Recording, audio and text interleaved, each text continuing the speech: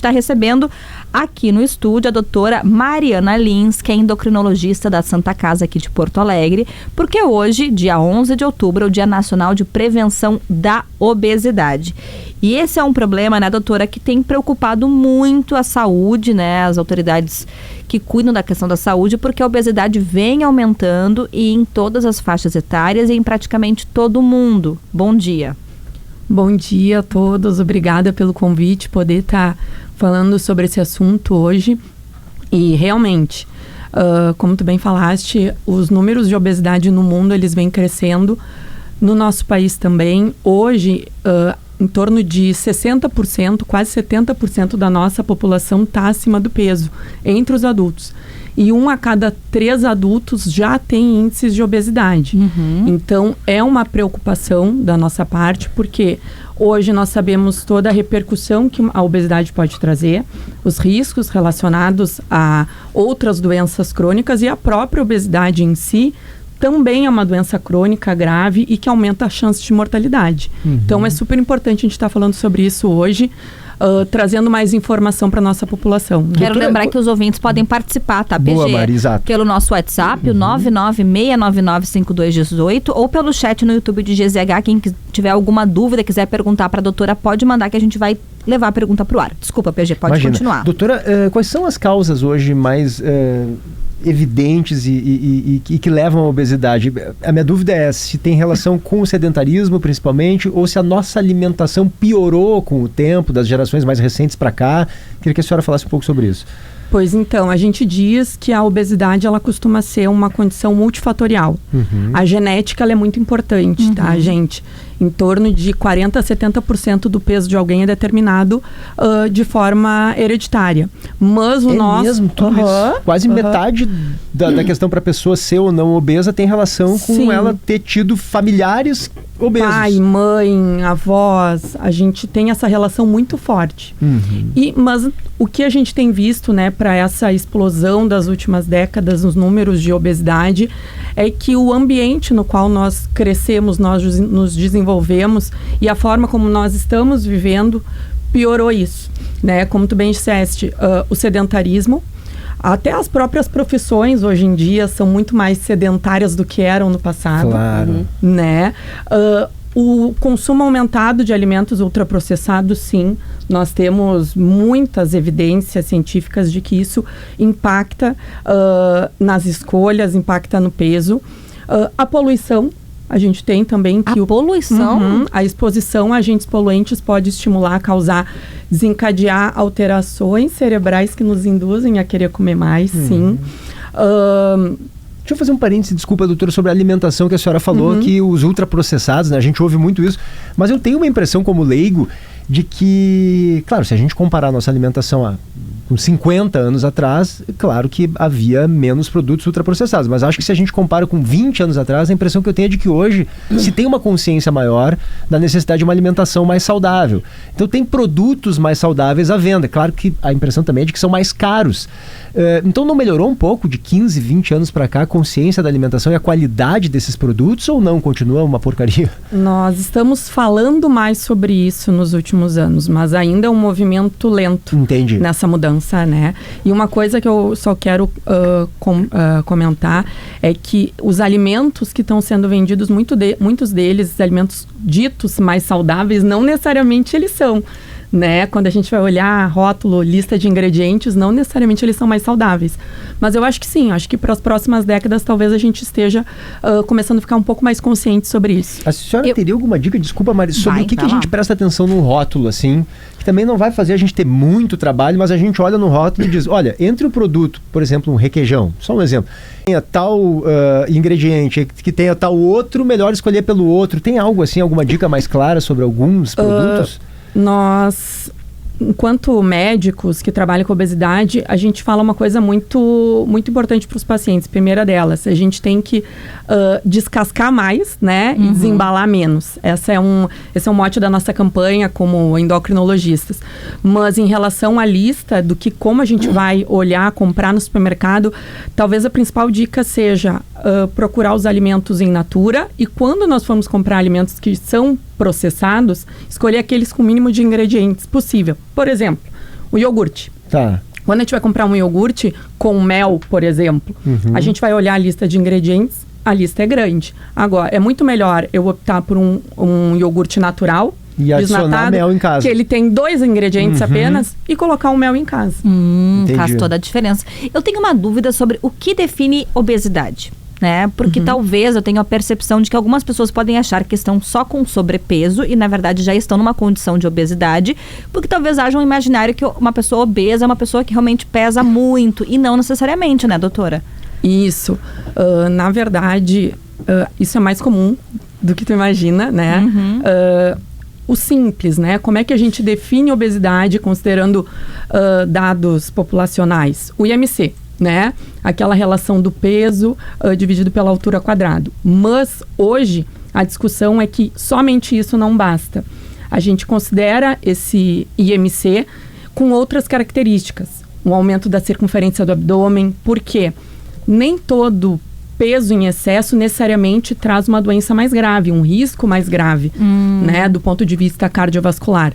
Então, hoje a nossa tendência é usar o IMC com a avaliação de onde essa gordura a mais está depositada, né? Então, quando a gente olha somente para o IMC, a gente, desculpa, Não é nada. a gente vê que a gente igual, né? Tem muitas pessoas que se dizem com sobrepeso, mas que já estão com obesidade, porque no imaginário da população, a obesidade são aquelas pessoas que têm peso muito, muito alto, né? Sim, a gente pensa naquele reality show, assim, pesos mortais, Isso. assim, né? E não necessariamente é isso, pelo contrário. Exatamente, na verdade, hoje a nossa discussão é onde que está esse excesso de peso, né? Onde que está esse excesso de gordura. Isso é muito mais grave do que só o peso da balança, né? Isso, a gente sabe que, por exemplo, uma gordura mais localizada em abdômen aumenta o risco de gordura hepática, de doenças cardiometabólicas. Então, isso acaba sendo até mais importante. E tem como, né, essas balanças mais especiais, elas conseguem medir até a gordura nos órgãos, se eu não me engano, né? Que aí tu pode ver, pô, eu tô com gordura no rim, no fígado, enfim, como é que funciona isso, doutora? Então, quando a gente faz só o peso e a altura, que são as coisas mais básicas do consultório, a gente perde de ver isso. Quando a gente mede a cintura do abdômen, a gente já tem uma ideia, né? Mas hoje a gente tem aparelhos mais modernos, como por exemplo bioimpedância, aparelhos de ultrassom, tomografias, que elas conseguem nos mostrar onde que está esse excesso de gordura localizada. Né? Por exemplo, a bioimpedância, que é um aparelho que nós temos no consultório, nos dá o percentual de gordura total, onde que está esse excesso de gordura. O ultrassom consegue identificar a gordura próxima ao rim, a gordura próxima no fígado, a gordura nos músculos. E tem como se perder, se eliminar essa gordura que já está no órgão? Sim, sim. Tem como? Eu costumo dizer que para os pacientes que é um processo que leva tempo. Eu acho que quando a gente está falando de tratamento de sobrepeso e obesidade, a gente tem que trabalhar as nossas expectativas e entender que é um processo contínuo. Mas sim, né, com perda de peso, melhora do controle alimentar, prática de exercício, a gente consegue eliminar a gordura no fígado. A gente, por exemplo, tá, só para dizer para vocês, quando a gente perde a partir de 10% do peso, a gordura no fígado começa a reduzir. Mas aí primeiro tem que perder 10% do peso total para começar a perder Tem que perder gordura, né? Aí vai perder gordura. E a grande questão é essa, é perder gordura, não perder músculo. Ah, sim, é massa magra e massa gorda, né? Exatamente. Doutora Mariana, como é que a senhora avalia as canetas emagrecedoras, que são uma sensação, se fala muito sobre isso? A gente sabe, claro, que tem que ter sempre, acredito que a senhora vai reforçar isso, né? Orientação médica, clara, a senhora é endocrinologista, inclusive, imagino que seja o seu caso, de eventualmente receitar ou não. Como é que a senhora avalia os resultados que tem dado? Isso tem sido bom, de um modo geral, para as pessoas, para a humanidade, para a obesidade? Então, eu costumo dizer que o uso das canetas... a gente não gosta de usar o termo emagrecedor, né? As canetas para o tratamento da obesidade, elas mudaram a forma como a gente trata a obesidade, tá? Porque até então, os medicamentos que a gente acabava usando, eles tinham uma eficácia menor, eles tinham alguns riscos maiores, e com a chegada dessas canetas, a gente tem um tratamento mais seguro e muito mais eficaz, tá, gente? Só que a gente tem que fazer o uso correto. Infelizmente, muitas pessoas fazem uso que a gente chama recreacional. Usam por um tempo, abandonam o tratamento, às vezes nem precisariam estar usando, poderiam ter uma perda de peso com uma orientação nutricional, prática de exercício. Então, o uso das canetas, ele realmente mudou o tratamento da obesidade. As pessoas estão tendo perdas de peso excelentes, mas a gente tem que fazer um uso consciente do tratamento, claro. É um tratamento em longo prazo. Mas deixa eu perguntar uma coisa para a senhora. Por exemplo, claro, a pessoa que está obesa, para ela é indicado, certamente, Sim. o uso da caneta. Mas se a pessoa tem um sobrepeso relativamente alto e ela ela faz exercício, ela tenta controlar a alimentação, mas chega um momento, isso ocorre às vezes, né? Chega um momento que parece que tem uma trava, que fica mais difícil, que ela pode consultar uma médica e perguntar se, olha, eu tenho sobrepeso, não estou obeso, mas eu gostaria de perder mais. Eventualmente pode ser o caso de se receitar a caneta para essa pessoa? Com certeza. Pode. Com certeza. Podemos usar, sim. Uma pessoa com sobrepeso. Com certeza. Porque, como eu falei antes, às vezes a pessoa com o sobrepeso, com o peso aumentado, ela está com um excesso de gordura corporal. Ela pode ter já uma alteração de um exame de glicose. Então, sim, a gente pode indicar. Mas claro que sempre começar o tratamento pela mudança nutricional, mudança comportamental, mas a gente pode. E aí eu reforço aqui a importância da busca do tratamento orientado por um profissional. Né? Desde junho desse ano, a venda dessas canetas começou a ser mais controlada. Isso, agora é obrigatório levar receita para a farmácia, né? Antes não precisava. Exatamente. Então, a gente tem essa expectativa e a gente já está vendo um uso um pouco mais consciente por parte dos pacientes, né? Buscando esse tratamento, buscando a ajuda do médico e fazendo o uso correto como tem que ser, né? E ela chega ao ponto de substituir uma bariátrica, eventualmente? Vamos dizer assim... Ou para bariátrica é um outro caso? Não, nós temos a indicação da bariátrica hoje no Brasil, ela é conforme o IMC e conforme as condições de saúde da pessoa. Então, acima de um IMC de 35, essa pessoa, se ela tiver alguma comorbidade relacionada à obesidade, ela pode ser indicada a cirurgia bariátrica. Acima de 40, essa pessoa ela não precisaria ter nenhuma comorbidade, apenas o peso. Vamos dizer que essas pessoas de um IMC um pouco mais baixos, que talvez iriam para a cirurgia bariátrica, com o uso dessas medicações que podem permitir uma perda de 20, 30 quilos, elas podem sim sair da lista da cirurgia bariátrica. E tem uma dúvida de ouvinte, Mário, não sei, quer perguntar aí, fica à vontade. O seguinte, doutora, vamos fazer um intervalo, a banda vai tocar e a senhora pode ficar com a gente no próximo bloco. Boa, ainda? Boa ideia. Aí os ouvintes podem mandar mais perguntas, porque acho que o tema é bom, é interessante, a doutora Mariana Lins é muito didática, então a gente vai seguir falando sobre obesidade e os ouvintes podem mandar suas dúvidas aqui pelo nosso WhatsApp, o 996995218. Doutora, a maioria dos ouvintes pergunta muito aqui no WhatsApp se essas canetas, né, emagrecedoras, que nem a senhora falou, canetas que tratam a obesidade, se elas de fato funcionam mesmo. Tem gente que fala que só se perde massa magra e não se perde massa gorda. Tem gente que pergunta se é melhor que a bariátrica. Acho bom a gente explicar um pouquinho melhor sobre isso. Então, as canetas emagrecedoras, por assim dizer, elas funcionam no mecanismo relacionado ao comer exagerado da obesidade. Então, a gente tem estudos demonstrando que elas funcionam, só que elas não funcionam sozinhas, né? Eu costumo dizer para os pacientes que a caneta, assim como a cirurgia bariátrica, não te ensina a comer, né? Então, quando a gente usa essas medicações, a gente precisa estar em tratamento nutricional, porque, pegando o gancho aí da questão da massa magra, se a gente não fizer um ajuste alimentar, uma orientação alimentar adequada, por exemplo, aumentando o consumo de proteínas, a gente tem sim perda de massa muscular, como qualquer processo de emagrecimento. Então, as canetas, elas funcionam. E uma coisa que nós estávamos conversando aqui, né, é que elas devem ser usadas em longo prazo. Nós costumamos dizer que o tratamento da obesidade, ele deve ser contínuo. Nós estamos falando de uma doença crônica, tal qual é a hipertensão, onde o tratamento medicamentoso deve ser continuado. Então, no tratamento da obesidade, nós devemos enxergar da mesma forma.